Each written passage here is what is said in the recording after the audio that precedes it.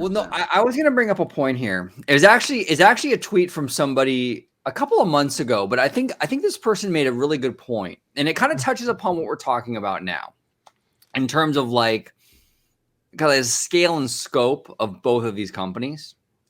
I'm going to read you the tweets, and then we're going to dive into it. But Madness Kingdom here says, Disneyland Resort is far beyond what Universal Hollywood offers. Universal Japan is nice, but it's not on the scale of Tokyo Disney Resort. Universal is not in Europe at all, etc. It's not a statement of quality of rides, but the overall scale and breadth of what is offered. And then he goes on to say, which when talking about Universal specifically, I think it puts them at an extreme worldwide mind share and brand loyalty disadvantage. Quote, Universal is just as good or better, end quote, doesn't work if the world needs to fly to Florida to see evidence of it. Dre, what are your thoughts on this? I mean, the point here is kind of like, hey, Universal makes a great product, but if you really want to get like that really on par Disney experience, you got to go to Florida for it. Is that hurting Universal? Because you can't get that same... Obviously, Universal Hollywood is not providing that same on par experience here. We talked about it; they're limited. Is what Madden is saying here? Is it a good point? Valid? Yeah, I'll go along with it to an extent, right? I think in the Southern California market, when it comes to brand loyalty, that hurts it a little bit. When it comes to brand loyalty stuff, right? Obviously, they throw the big fish where the most fish can't be caught, right? Or the most bait. Look, there's something in there, I don't know, but they throw it out there in Florida, right? And because the upside is there, the tourism industry is there, people are coming from all over the world. It really is out there in Florida. They have the available land and resources to do it. That's where they do it, right? But it's Universal's kind of interesting in Southern California because it's like, people make the argument, right? Like, Disneyland Resort, it's not Universal, Studios Hollywood. And I do agree, it's pretty disparate, right? But then Universal goes off and they price it almost similarly. And so that kind of expectation is already made. And I think that right there, that's kind of, I think it's kind of an issue. At least for me, I understand it's not an issue for everybody. And right now they have a lot of annual pass holders in there, but like for ticket holders specifically, it's like that's a really hard justification to go, oh man, Universal's, they offer a lot, and I do want to see what they offer, but it's like, man, it's like 2 hours away from where Anaheim is. If I'm stationed out there, it's it's $150 some days, and that can be kind of a hard thing to overcome. So that expectation is there when you're setting that pricing. Concurrent with Disney. So that thing I've never been a true fan of. So when it comes to brand loyalty in Southern California, that's kind of my thoughts on it. But Sean, what do you think? I'd be a little more pushing back against this tweet. I agree in SoCal it's probably true because you have more brand competition, but I've started to notice outside of the theme park community that it doesn't really matter. Inside the theme park community, I'd probably say this is true. Yeah. But outside, I don't think brand loyalty is really a thing when it comes to theme parks for the common guest. They just want a good vacation. And I would say, obviously, the draw for Universal Hollywood is not, hey, come to Universal Hollywood. The draw for Universal Hollywood is, hey, you're at Disneyland, come here for a day. Or, hey, you're in Los Angeles, come here for a day. And that, I think they've cornered that market. That market is popping for them right now. And I agree with Dre. Unfortunately, their one-day tickets are on par with Disney, and that's a huge con against them. Outside of their one-day tickets, they're in like their value is incredible. You can get an annual pass for $170. I mean, that's like Six Flags level pricing. I mean, that's like cheaper than Knott's, cheaper than SeaWorld. It really is an incredible deal. And obviously, they know people are coming for one day. That's what they advertise. Come for one day while you're in LA. Come for one day while you're at Disney. But if they can start cornering more of the market, I mean, my wife and I bought an annual pass. Why not? That's a day and a half of tickets. We'll go more than a couple days. Nintendo's going to be opening up in less than 12 months. So I agree when it comes to the theme park fandom, and I would probably agree when it comes to the SoCal market, but I don't think the common guest cares about brand loyalty. I think they want to go where they're being advertised to and where the next biggest hit is. And Universal is slightly behind Disney when it comes to advertisable IP. I mean, Jurassic World, it might die down quick, but that's one of the hottest franchises, especially for theme parks in the world right now. Secret Right. Life of Pets is a poppin' franchise for kids.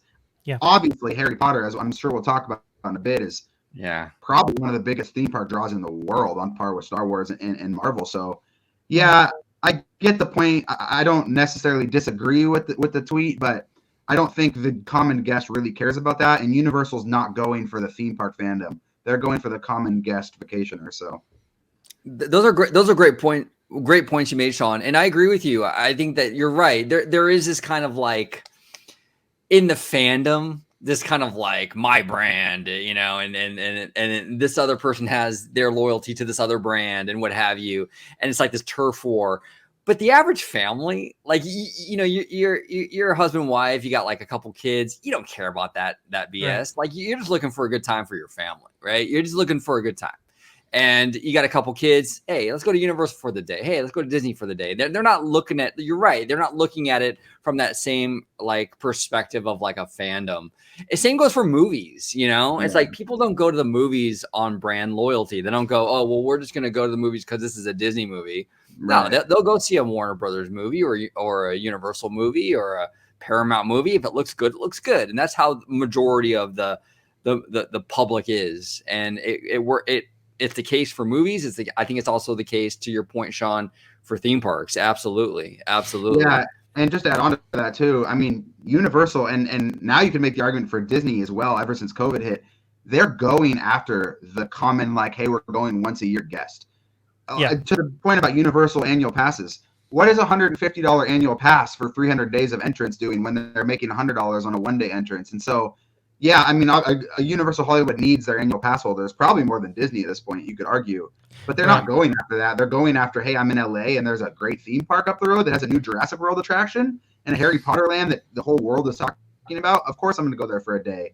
Those are the people they're going after. And in my opinion, those are the people they're landing. I would say from my very small sample size, they're landing that crowd, and they're succeeding in landing that crowd. So, Yeah, and I'd also say like, yeah, annual pass tickets or annual passes are very accessible. Maybe too accessible. I'd like to see the price maybe bump up a little bit. Agreed. Maybe the day tickets to come down a little bit so that we can kind of balance it out. But yeah, no, I agree. Like they offer I mean, if you're an annual pass holder, a really good value. There's no question about that. And you're right. Like as far as like Disney quality level of attractions, I mean, really, it's really only found the only other place is Universal, and they've really cornered that market, and they've really done a successful job at it. I mean, they really have some banger attractions that, hey, you gotta come to us to see, and that's that is phenomenal. In terms of brand loyalty, you know, it's not necessarily as profound as maybe it had been in previous years.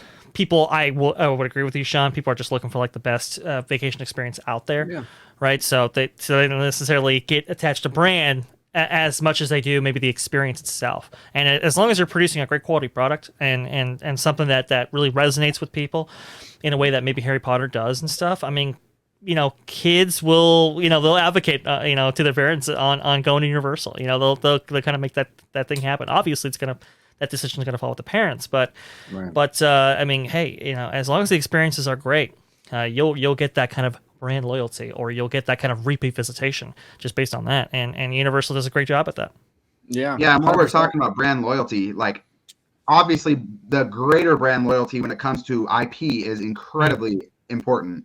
And I'm not disagreeing with people when they say Disney needs to make more non-IP attractions, but there's a reason they're not, and that's because the ticket sales are there. Yeah. You know, and Universal is literally dug their heels into that. They've dug their heels into, we are a brand park, come see our brand. And part of me as a theme park snob goes, kind of dirty. But then the other part of me goes, why would you not? Like Jurassic World and Wizarding World are two of the greatest lands and rides ever built in the world. Why would you not do that? Like, that's where the money's going to be, especially when you have these companies now like Disney and like Universal, maybe not as much Cedar Fair, but Universal and Disney that are owned and operated by media first conglomerates, not theme park first conglomerates. Why would you not do that? And that's going to be the draw. And to Universal's point, kind of like when a corny rom-com just digs into being a corny rom-com, you kind of got to respect them when they say no. We're about IPs. That's what we are. As a theme park snob, it's a little annoying. It's a little like but I respect them for it, and it's working. So yeah, and the fandom, and this is another thing of the disconnect between like the fandom and like just the general public. The fandom, like us nerds, yeah, we want the originals, like original attractions. We're thirsty for it, whether it be Disney, whether it be Universal, what have you. The general public doesn't. They want the IP so bad. Like They do. Right. When it comes to like Disney, they want that Frozen ride. They want Yep. that Star Wars ride, that Marvel ride. They want those IPs. They want to be able to ride the movies to stay on brand with Universal. They want to ride. Oh, the Universal Synergy, OG. movies. Ride the movies. Oh man, that was a great slogan, by the way.